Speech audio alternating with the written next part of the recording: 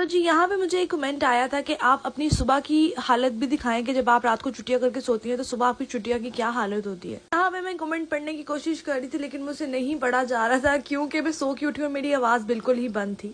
तो मैं आप लोगों को बता दूं कि मैं तो बहुत ही प्यारा सोती हूँ और जहाँ सोती हूँ वहीं उठती हूँ।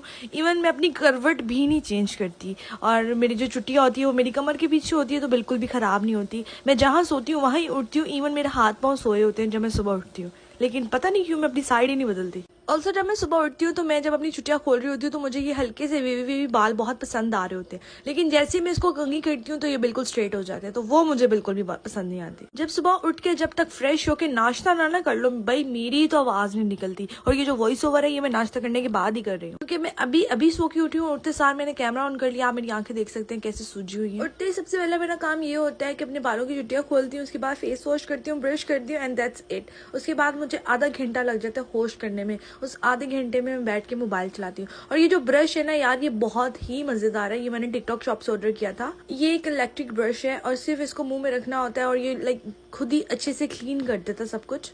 तो मैं इसकी पिक्चर अटैच कर रही हूँ, अगर आप लोग ऑर्डर करना चाहें तो कर सकते हैं। और उसके बाद ही आजकल मैंने ये वाला फेस वॉश यूज़ कर रही हूँ, इसका मैं नेम आपको दिखा रही हूँ। अगर आपके पास अवेलेबल है तो इसको लाजमी बाय करना, बड़ा ही कोई कमाल का है।